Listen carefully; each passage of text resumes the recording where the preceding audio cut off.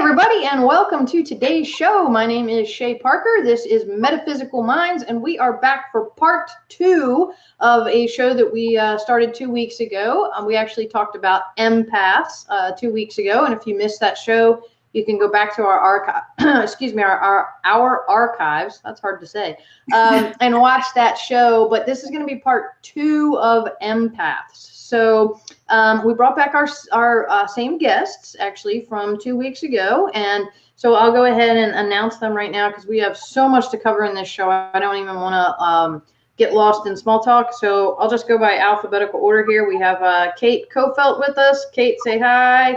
Hello, hello. All right. And then we have the lovely Tiffany Powers. She is a regular with us as well. So she is back. Hi, Tiffany. Hey, I love this topic, so I'm so excited to be able to be on this show today and talk about it. I think it's amazing, so thank you so much. Yeah, absolutely, and we are so happy to have both you ladies back. Obviously, guys, empaths is a huge topic for a lot of folks out there. Both these ladies are professional psychics on bestamericanpsychics.com, and they can attest personally to the empath side of things. So we're going to jump really kind of deep into this topic today, but I'm going to take care of some really quick housekeeping first. If you are with us today, please give us a shout out. We love to hear from our audience. Just tell us where you're from and say hey to us. Also, if you're interested in what you're hearing today, feel free to share. And one final note is you can type the word spirit, S-P-I-R-I-T. It is not case sensitive in the comments, and you will subscribe to future shows. We will not spam you. You can unsubscribe at any time, but it's just kind of a nice way to get a reminder every 2 weeks and see what upcoming shows are on the horizon. So without further ado, we're going to jump into the show today. Let's see. Empaths part 2 is where we are. So really quick, we did discuss kind of what an empath is in the first show, and let's give a really, really fast Cliff Notes version recap of what an empath is. And I'm only just going to ask one of you because there's no sense in doing it twice. Tiffany, just go ahead and give us a quick rundown of how you would define an empath. So I would define an empath as a person that is able to feel things on different levels in their bodies, able to pick up on other people's emotions, able to take on things from others, and is extremely sensitive to like crowds or music or movies or the earth, and that they may have physical reactions with their bodies when they're sensing something.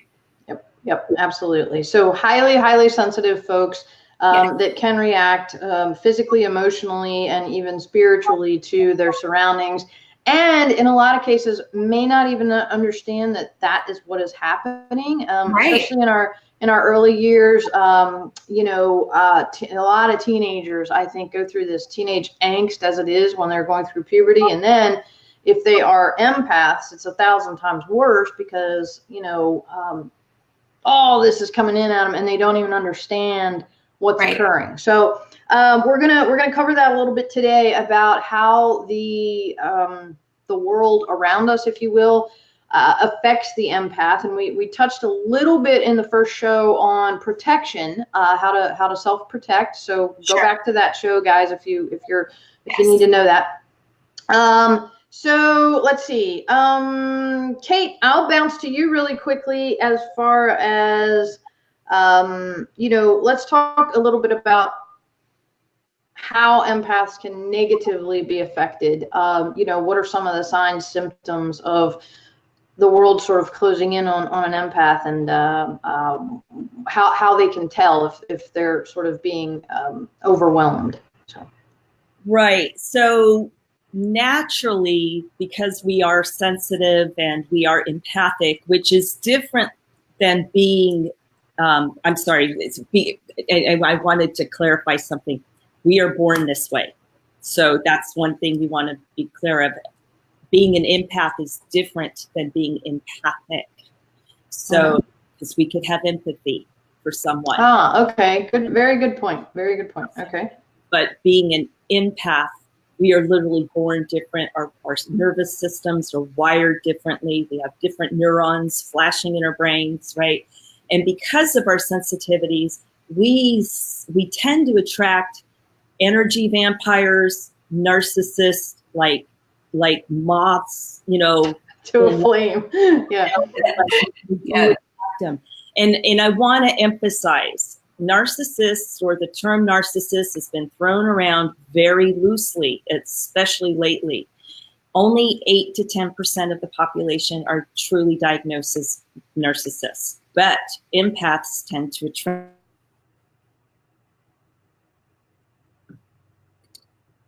Uh-oh. Can you guys hear Cate? Nope. Okay. Yeah, we lost her for a second. Tiffany, pick up where she left off. I'm gonna reset Cate here.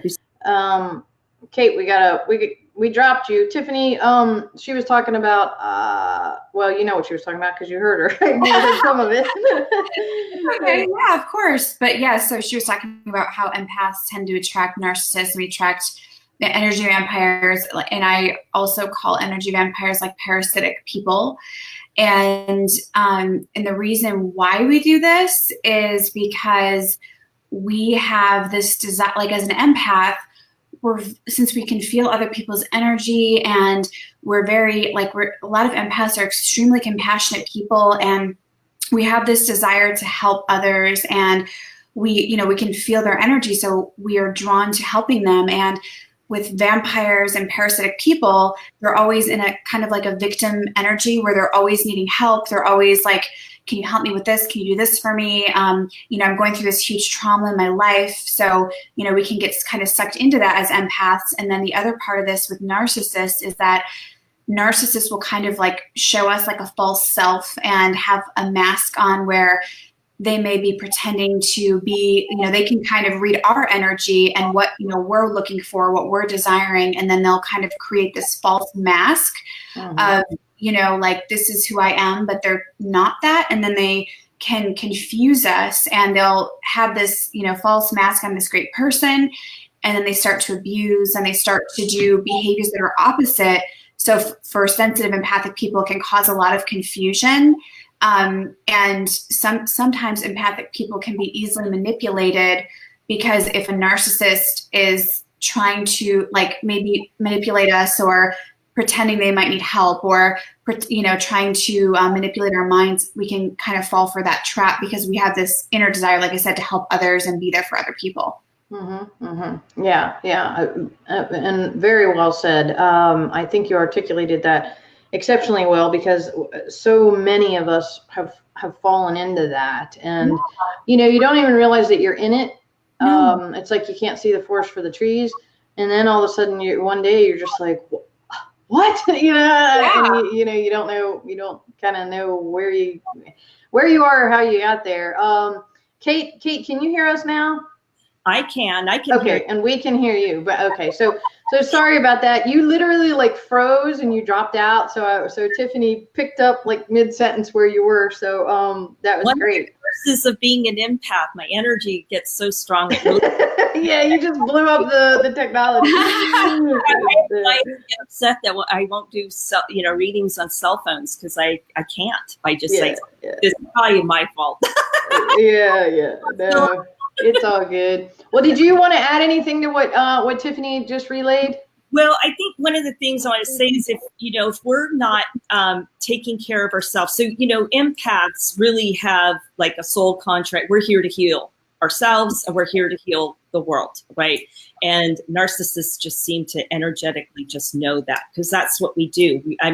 We feel sorry for the jerks, we just do, and we want to fix them. So until we heal ourselves and set healthy boundaries, then that dynamic will continue in our lives, and we'll continue to attract unhealthy people or toxic people, and we'll continue to be treated that way. So, we have to set boundaries. How do we want to be treated? We have to understand the difference between our energy versus their energy, right?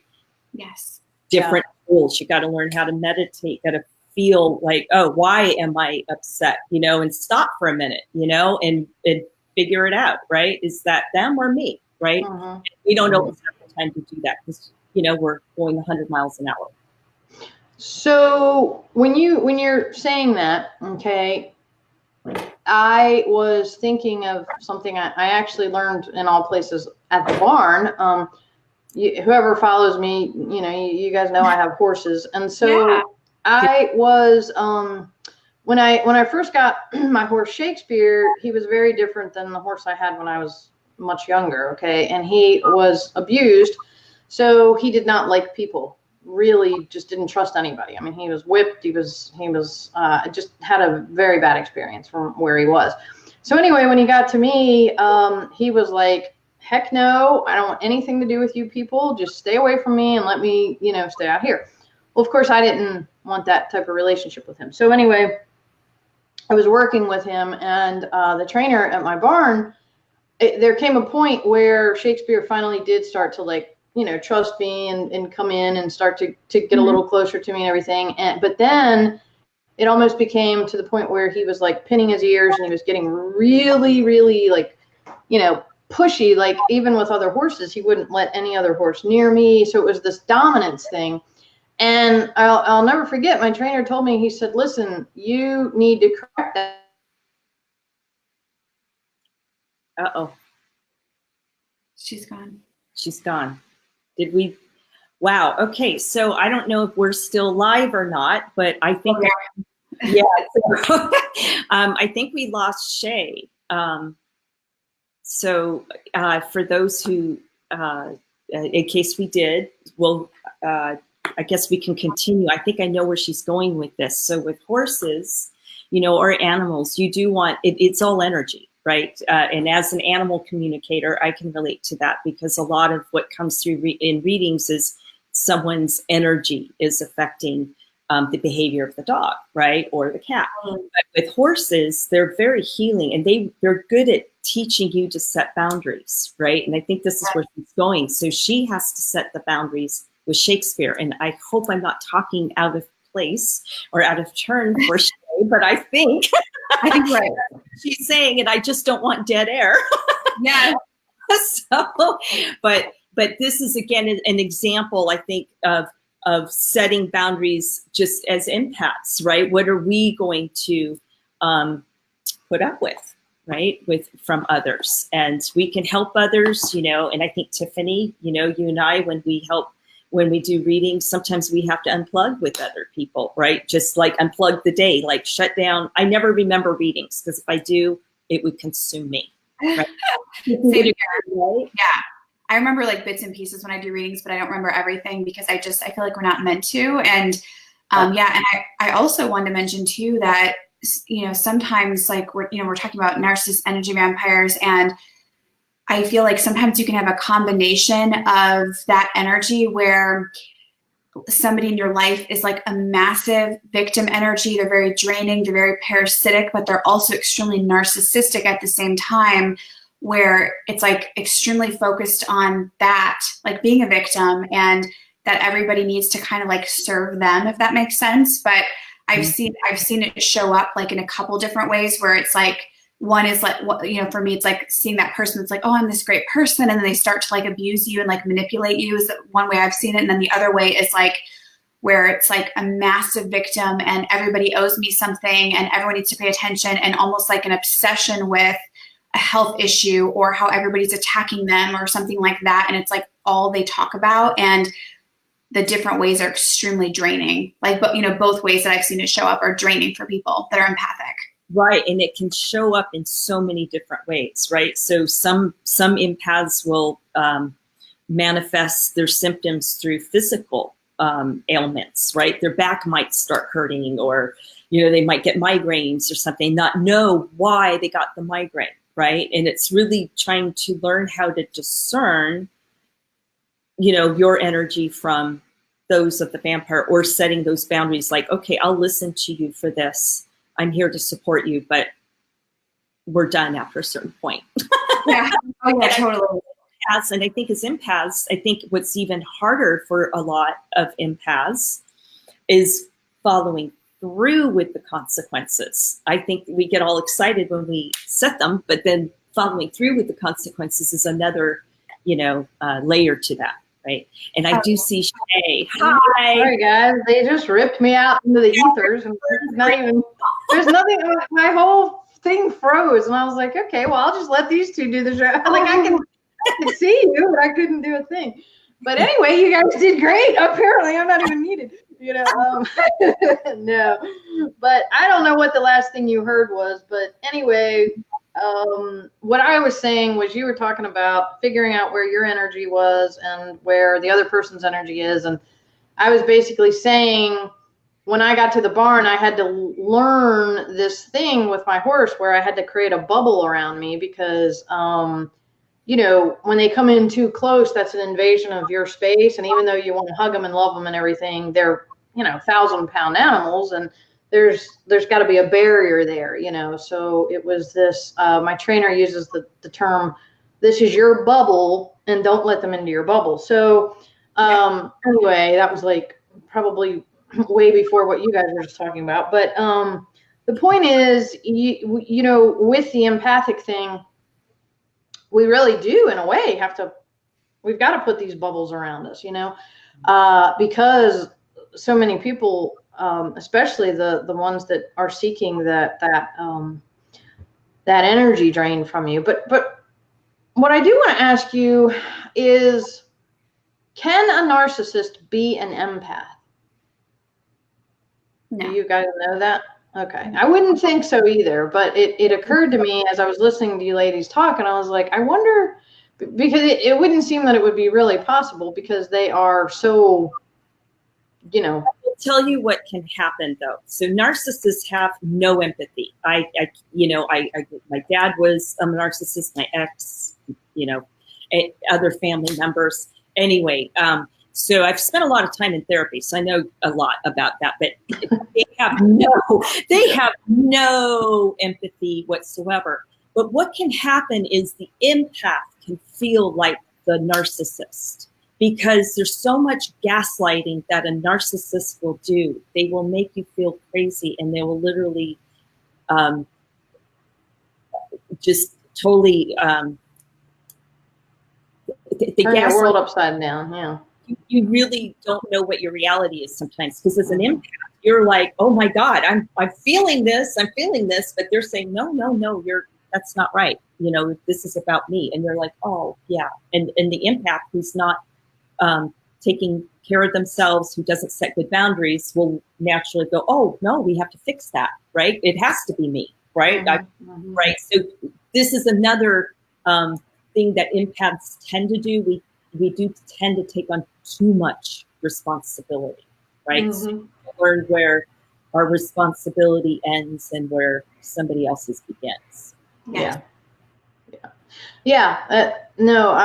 And again, in theory, it makes total sense. It's just a matter of applying that. Now, Tiffany, I know you do a lot of work with keto. You're a keto coach, a weight loss coach, and everything. Mm-hmm. Talk to us a little bit about the physical impact, if you will, because I would bet that a lot of your keto clients are also empaths. So let's talk about how being an empath can and absorbing all this negativity can affect you physically as well as emotionally and spiritually.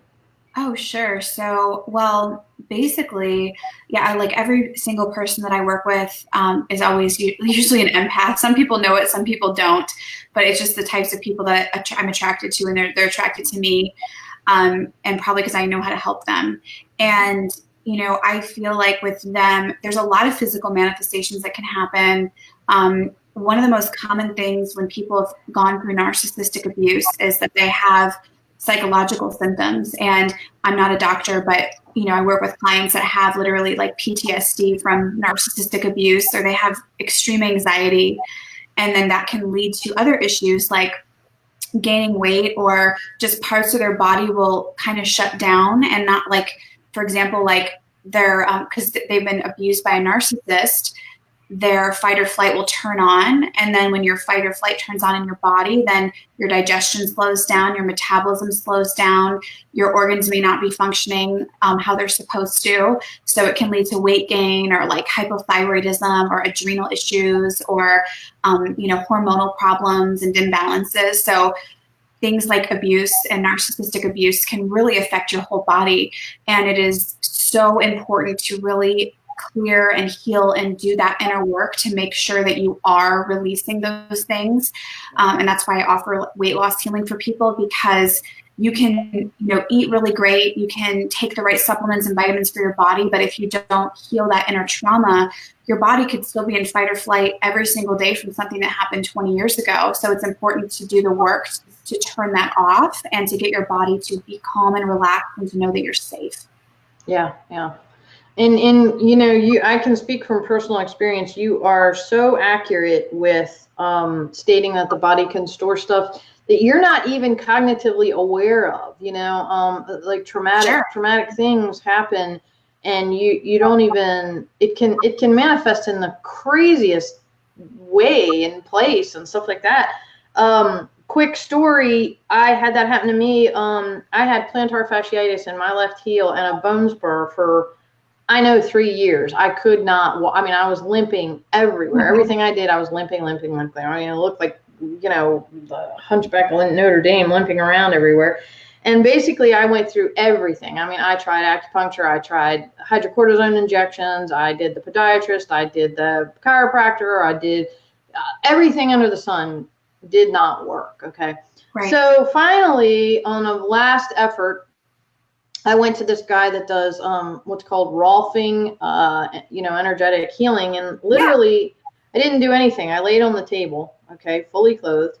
And he literally just put his hand, he laid his hand under the back of my neck and just laid it there and I laid on the table for an hour. And I was literally laying there thinking, this is a waste of $100. I'm going to, why am I doing this? He's not doing anything. My foot is down there and he's touching my head, And so long story short, he said, he was like, well, I'm feeling that you have a blockage and I'm going to go ahead and do some work to release it. And I'm like, yeah. So anyway, I got up, I paid the $100 and I left. Never thought I'd see the guy again.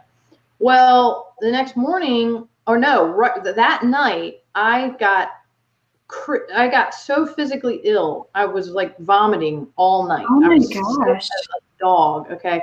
And the stars were spinning. I was seeing stuff. And then I called him back the next day and I'm like, look, this is what happened. And I told him, and he said, well, please come back in. So I went back in and he said, well, tell me what happened. And I said, well, what's weird is I was experiencing the same things, the same physical symptoms, basically of a concussion, but I didn't have a concussion. And he said, well, yeah, but did you ever have a concussion? And I said, yes, I did, but I passed out. I don't remember. I was knocked out because I fell off my horse and I got knocked out. So anyway, basically, I think what happened is my body had never had the physical reaction to the concussion that it was supposed to have. Because it knocked me out, and then I woke up and I never had the vomiting. I never had the physical stuff that typically comes along with a concussion. Well, the next day I got up and I didn't even realize it. I got up and I walked across the room. No, my foot was complete. I had no pain in that foot at all. None. And I was like, what? How is that possible? I saw the x-ray. I had a bone spur. I had it. And then I was totally fine after that. My foot, I never had another problem with it. And it was from held trauma somewhere in my body that I just hadn't released. And it cleared it. It was the craziest thing. I couldn't even believe it. That just shocked me. So back to what you were saying, as far as being empathic and taking on all these things, we could have traumas in our body and in our psyche that we don't even realize that we haven't processed, and they can be creating all these physical and emotional and spiritual issues. So let's get to what do we do about it? I know, Cate, you were saying, figure out what is them and what is us. Well, how do you do that? When we were talking about before, sometimes you're in it and you just can't see your way out of it. So how do you differentiate what is you and what is them? And Cate, I'll bounce back to you on this one. Yeah, depending on your circumstances, every empath has a different experience, right? Depending on their home life and So for me, therapy was important because I didn't have healthy role models to learn that. So, but I went with therapists that understood empath. In fact, they said, "Hey, Cate, we think you have a gift. What's that?" Right? So they helped me unwind that. Find a spiritual leader or, somebody that you trust that can help you put a name to those feelings or understand how to separate them from a logical perspective. So, but from a spiritual perspective or energy, energetically, meditation key, because you really, when you go inside, you could really feel who you are. You learn who you are and how you respond to things, how you react to somebody saying something, and being really mindful. Like I practice, because I go out of my body so easily. I just really do. So I really have to work hard. Empaths have to work triple hard, I think, just to be in their bodies, right? So just walking across the room, feel your feet on the ground, right? The heel touching the ground versus the toe. What's the weight? Just get back into your body. Those little things can help you when you're outside and go, oh, but that bubble, when you went to that bubble, that is key. Like I'm in a bubble when I walk out of this house all the time. That's my energetic boundary. Like, and your horse taught you that. Your horse taught you how to set a boundary, right? That's what horses do, right? So that's key, setting your boundaries, whatever that looks like. If it's an energetic bubble or telling people, I can tolerate this, but when you say that, I have to leave the room or I have to hang up or whatever that looks like for you. So those are some of the ways. So find your boundary and set it. Yeah, no. And Tiffany, what about you? What do you have to add to that? So I do a lot of my clients have been narcissistically abused. So I do a ton of work with this. And what we do is we look at, I teach them how to do muscle testing, and we test things like what is actually their stuff and what is from the narcissist. And then we do a lot of releasing work to release what is not theirs. And the most common thing is, narcissists had blamed them for so many different things. So, anything from if somebody committed suicide or sexual problems in the bedroom or, money issues or just, health issues.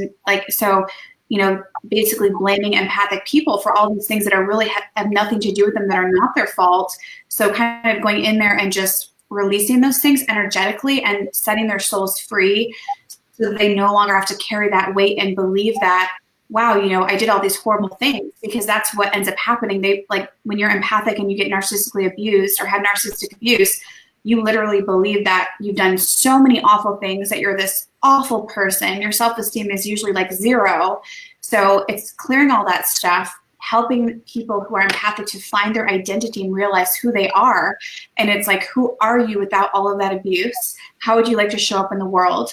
And then kind of helping them to develop a new self. And this is something I do literally every day with people. It's so important. And because it's when you're walking around like that and feeling so awful about yourself, you really can't be your best self. I love what you said. How would you like to show up in the world or to the world? And I don't think that that's really something that a lot of us maybe cognitively think about every day, because we do tend to lose touch with, we're just going through the routine of everyday life. And like Cate said, put your foot down and feel your heel, feel your, make that connection and make that awareness come alive again within you. I mean, it's almost like, I've got a puppy and I watch her, and she'll see a bumblebee for the first time, or a flower will kind of spring back at her, and she jumps back whoa, oh, but it's seeing all the world kind of through these just totally innocent eyes. Whereas I think as humans, well, as older humans, because babies certainly do the same thing that puppies and kittens do, but I think we just get so caught up in the just day in, day out, that we sort of forget that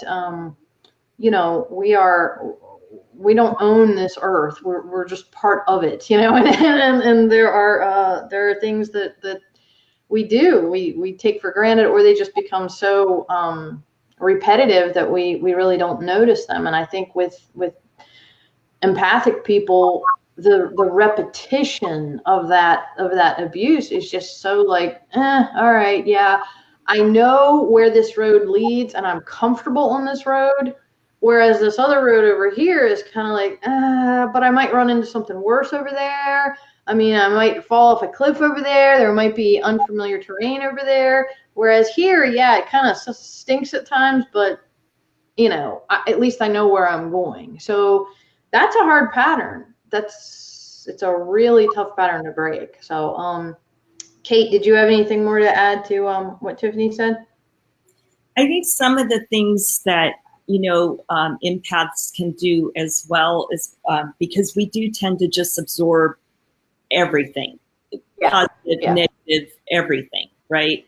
And I think if you find yourself just off, really just stop for a minute and ask yourself why, and maybe do a quick little mini mantra. I've gotten into these little mini mantras because, you know, everything starts with that thought, right? So it just shifts that thought, like, I am lovable, or you know, I am seeing this correctly. Whatever you have to do to get back into reality, because sometimes empath doesn't feel like they're in reality. We feel like we don't fit in. We don't feel like, is that real? Because a narcissist, that's part of the gaslighting, will flip our world. So this is part of really getting to know how you respond and learning how to do that. And I think it's really, I love what you do, Tiffany. That's great. I mean, that's, so many people need healing from narcissistic abuse. It's just, I love that. That's beautiful. I'm glad you do that. Yeah. There was something I was just going to ask you all. Isolation as an empath.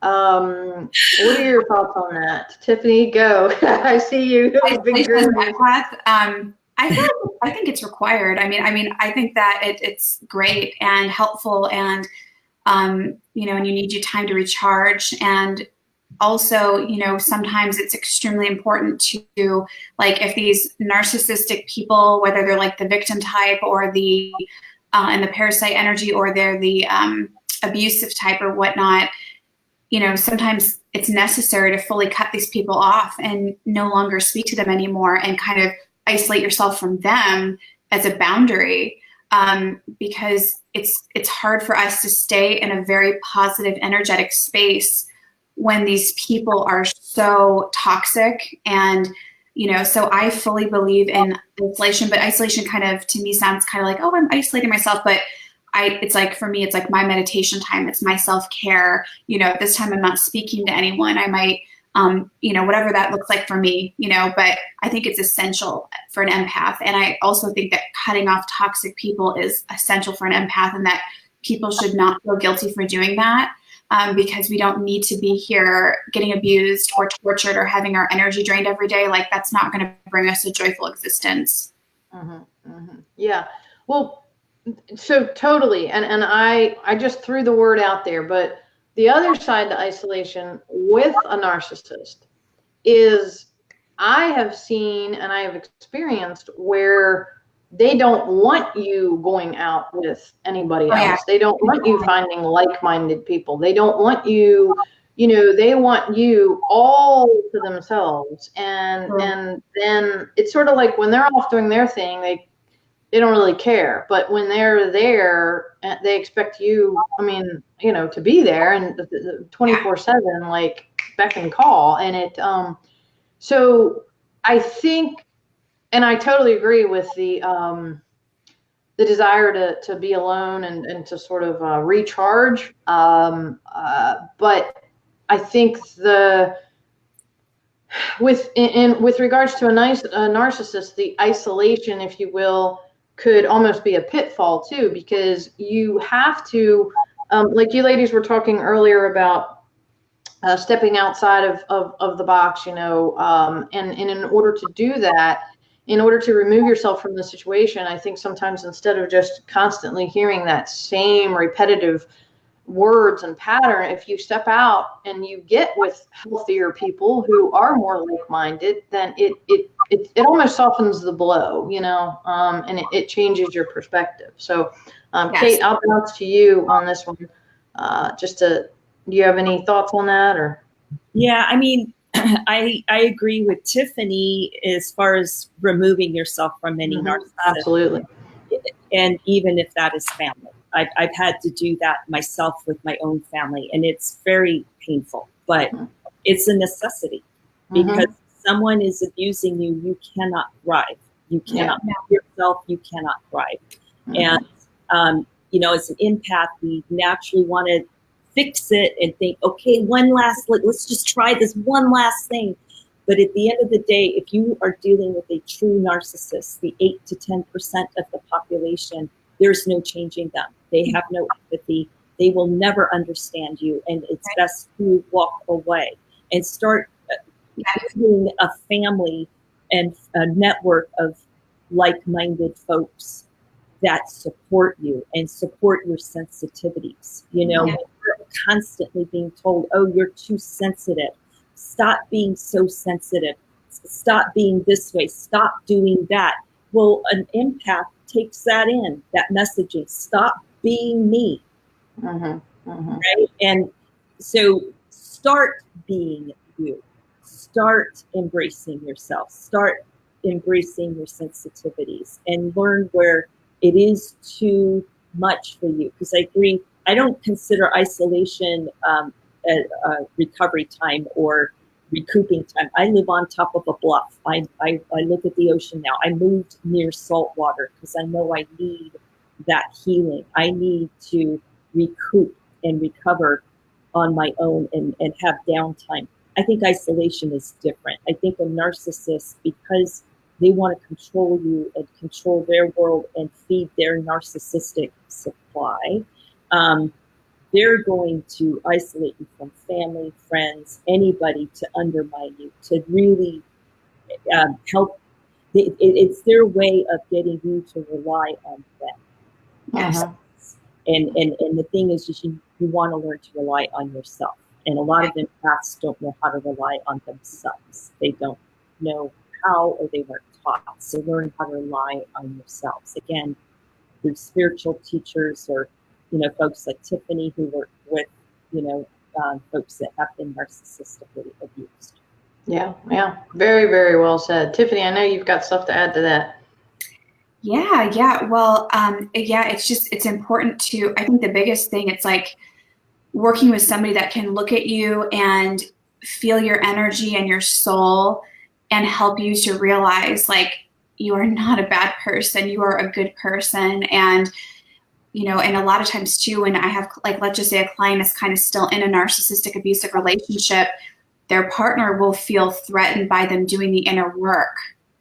And they might say, well, I don't really want you working with her. I don't really want you taking these classes. I don't want you doing this, because they don't want the truth to come out, and they want to disempower you. So, it's important for you to work with somebody that cares about you, cares about your well-being, and that is going to support you, because getting out of these relationships or situations, even like if your clients are narcissists, whatever this is, you need support, because they make you question yourself, like you're doing something wrong. And it's good to have someone that says, you know what, no, it's okay for you to love yourself. You have the right to say no. You have the right to heal yourself. And, and having someone like that is essential. And that's what I do with my clients. And once you have that person helping you through that and you kind of jump through that hurdle, the results are just incredible. And you really find your identity and who you really are without all of that.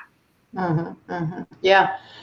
I mean, it's just so, and this is, I mean, it's deep, guys. This isn't gonna, it's not something that is just gonna overnight, oh, okay, I've decided. I mean, it's a lifelong process. I mean, as Cate said, empaths are born this way. So you are, it's not necessarily changing who you are, but it is, I think, repackaging it, so to speak, or directing it so that it grows healthily. Because being an empath is not a bad thing. It's just but there can be negative effects, Sure.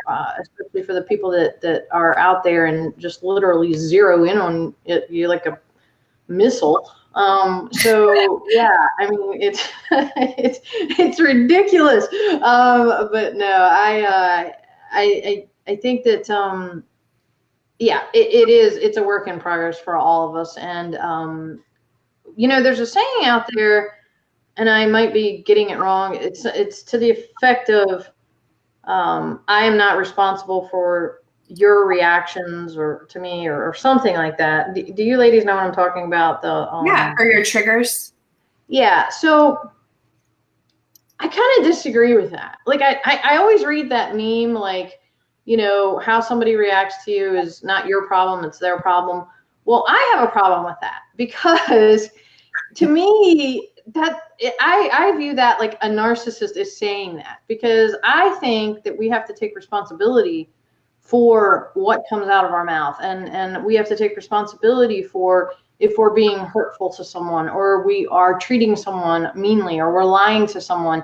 And if that person has a reaction to that, like a lot of empaths do, like they'll react to something that is being done to them, especially by a narcissist. And it's sort of like, well, no, wait a minute. You are kind of responsible because you do this and someone reacts to it. Of course they're going to react that way. It's like if someone walks up and punches you in the face, I mean, you're kind of going to react to that, so I don't know. I find that is a tough thing for me to accept, is this, I understand like the Buddhism and all that, like where, you're only responsible for you, and, you walk the path, and how someone reacts to you is not really your concern or your problem. But in a sense, I don't know that I really agree with that, especially being empathic, because it's tough. And maybe you ladies can educate me on that. Maybe that's a boundary issue for me. Maybe I need to improve upon that. Like